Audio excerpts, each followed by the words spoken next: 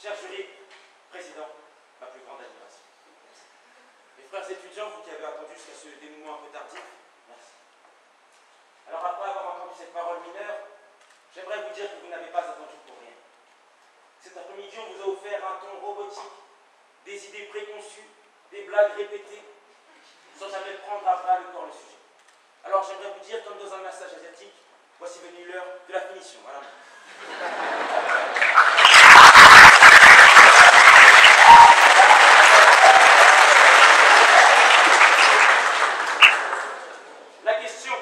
La question, vous l'aurez comprise. La vérité reflète-t-elle la réalité? En est-ce le synonyme, l'identique? Sont-ce là deux notions que l'on peut unir? Chers contradicteurs, vous avez défendu le pour en ne disant pas une seule fois la vérité. En fait, vous avez défendu le faux par le faux, une façon pour vous d'être plus terre à terre, j'imagine. J'aimerais vous dire, simplement, puisque nous sommes sur le registre du miroir, que vous, qui défendiez que la vérité reflète la réalité, que chaque reflet renvoie une image inversée, et qu'au même titre, réalité et vérité sont diamétralement opposées. Frères étudiants, chez beaucoup d'entre nous, ces deux notions se rencontrent dans une confusion qu'il faut bannir. Qu'est-ce que la vérité? Qu'est-ce que la réalité? Alors, ce n'est pas la définition qu'a donnée Jordan, son sujet était l'erreur et la bêtise, il leur a été fidèle. Non, la définition de la vérité, c'est pour moi, la perception que nous avons des choses. Moi, vous, nous, bref, l'homme dit vrai ce qu'il croit comprendre du réel. La réalité n'a rien à voir avec cela. La réalité est de l'office du fait. Ce sont les choses telles qu'elles sont. Pas nos perceptions, pas nos représentations, si bien que la réalité vaut pour tous. Mais la vérité, parce qu'elle est affaire de perception, va varier chez chacun de nous. Chacun aura sa vérité. Comment concevoir alors que ces deux notions se rencontrent? Elles n'ont rien à voir. La vérité n'est pas le reflet de la réalité. Assurément. Et je m'en vais assassiner cette idée. En suivant ce développement, m'attachant à vous démontrer premièrement qu'il existe une multitude de vérités. Il est autant de vérités qu'il est d'hommes en réalité. Vous prouvez ainsi que l'incompatibilité des vérités avec l'unité de la réalité. Puis deuxièmement, parce que la vérité est une affaire de perception, on peut en changer, la choisir, on peut la manipuler pour qu'elle déroge à la réalité. Vous aurez ici compris que ces deux notions ne se rencontrent pas. Premièrement, prenez-le. L'incompatibilité des vérités avec la réalité. Alors j'ai été un peu expéditif sur la définition de la réalité.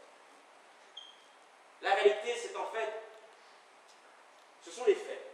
Ce sont les faits, ce sont les choses telles qu'elles sont, par opposition avec ce qui est fictif, rêvé, imaginaire, bien sûr. Ce qui est improbable, ce qui peut être réfuté. La réalité est invariable, irréfutable. Je parle devant vous là, c'est la réalité, ce sont les faits. Il n'y a pas d'autre alternative. La réalité est unique, on ne peut pas en changer. La vérité, elle est tout autre. Elle n'est pas dans les faits, elle est dans nos têtes. Et tout à l'heure, Monsieur le Président, vous citiez des sophistes. Alors, je veux faire de même. Je prendrai Protagoras. Protagoras qui disait ce que l'homme appelle la vérité, c'est toujours sa vérité. C'est-à-dire l'aspect sur lequel les choses lui apparaissent. Et tous ici avons déjà entendu l'expression à chacun sa vérité. Elle prend tout son sens. La vérité, celle dont on fait débat aujourd'hui, n'est rien d'autre que la perception que l'on se fait du réel. Et me direz-vous, assidu comme vous êtes, mes amis, cette perception, pourquoi n'est-elle pas fidèle à la réalité? Eh bien, très bonne question. Parce que notre vision est obstruée par nos sens, nos a priori, notre histoire. Et cela nous pousse à appréhender le réel de façon singulière. Puisqu'il est question de reflet dans ce sujet, imaginons que l'esprit humain est un miroir fissuré par ses expériences, teinté par ses idées, cabossé par ses sens. Imaginez que ce miroir accueille sur sa surface inégale les rayons du réel. Il mélangerait sa propre nature à la nature des choses, défigurant alors la réalité, la corrompant. Et c'est là qu'est le ventre de la question. La vérité, parce qu'elle est propre à chacun, est multiple. Et prenez donc cet exemple.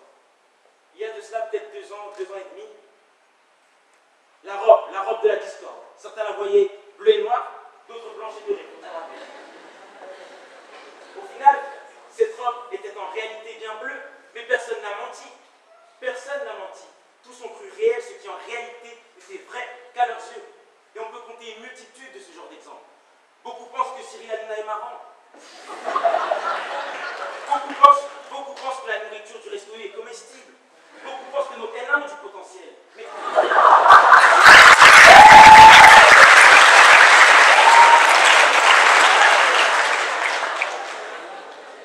cela n'est réel, c'est juste vrai pour quelques significants. Je vous disais donc que la vérité est une affaire de perception et qu'elle va changer pour chacun d'entre nous. Parce que nous avons des âges différents, des histoires différentes et des perceptions différentes, des sensibilités. Et pour moi, le symbole le plus significatif de la relativité de la vérité, c'est celui de l'enfant. L'enfant qui perçoit la réalité en y mêlant parfois un peu d'imaginaire. Eh bien, l'enfant ne ment jamais. Ne dit-on pas que la vérité sort toujours de sa bouche?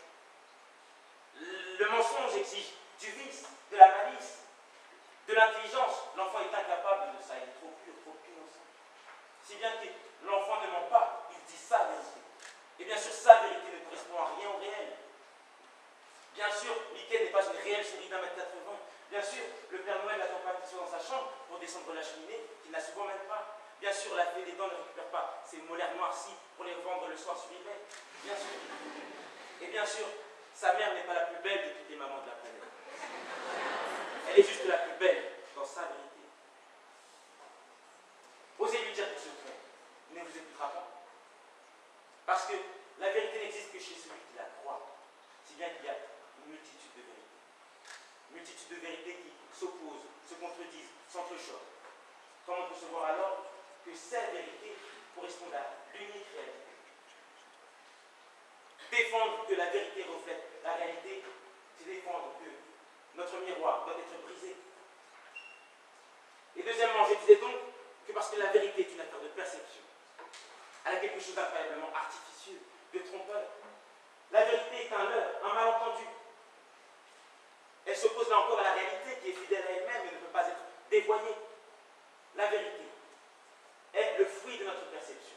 Mais nous pouvons agir sur notre perception. Nous pouvons en changer. Nous pouvons aussi changer la perception des autres. Et alors, nous aurons changé leur vérité.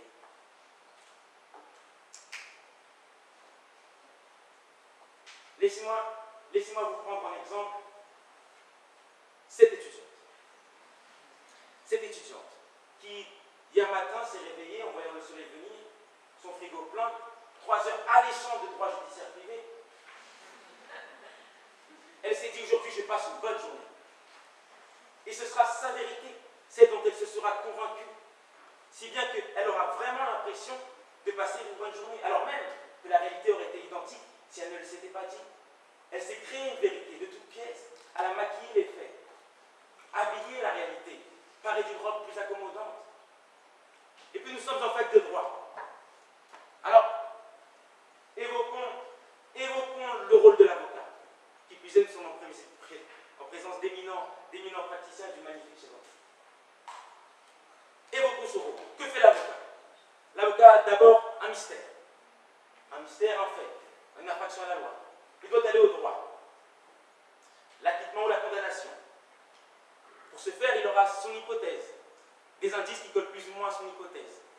Et il va faire rentrer ces indices dans l'hypothèse, si bien que cette hypothèse va se constituer vérité. Et il aura créé sa vérité, la vérité de la justice, et non pas la réalité, sa vérité. Il l'aura créée de toutes pièces, il l'aura modelée. Et ceci m'évoque une formule d'un génial avocat, d'une intelligence sans nom. Je crois qu'il s'appelle Maître Henri Leclerc. Donc, ceux-ci de singulier qui ne voient pas la flatterie sont frappés par la justesse du trait. Je disais donc,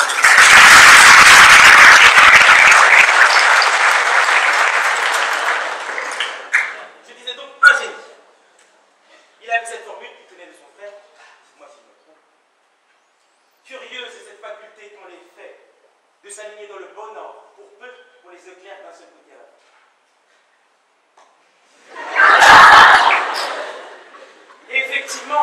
Effectivement, la réalité, on l'éclaire partiellement. Alors ces parcelles deviendront des évidences pour celui qui les voit. Ce sera le juge. Parce que la réalité, comme disait Kant, n'a pas sa place dans les prétoires. Seule la vérité est capable d'accès pour le juge. Et si le responsable d'un crime, d'un meurtre, d'un viol, d'un acte pédophile se trouve acquitté, c'est que quelque part, l'avocat va se faire jaillir une vérité qui discrédite la réalité. Alors, comment concevoir que ces deux notions soient jumelles? Elles n'ont rien à voir. L'une est subie, la réalité, l'autre est voulue, la vérité. L'une est unique, l'autre est multiple, modulable, trompeuse. c'est au mieux faire preuve de mauvaise foi. Au pire, se tromper sur le sens des termes. Monsieur Varguet, je vous soupçonne des termes. Et peuple de l'UPEC, parce que ça, peuple de l'UPEC. Peuple de l'UPEC, écoutez-moi. Ne vous trompez pas.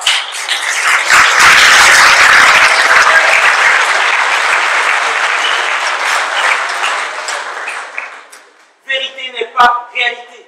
Elle en est le rejeton terrible, déloyal, peu éclairé, comme son défenseur. La vérité se met, se démet, se transmet. C'est une catin.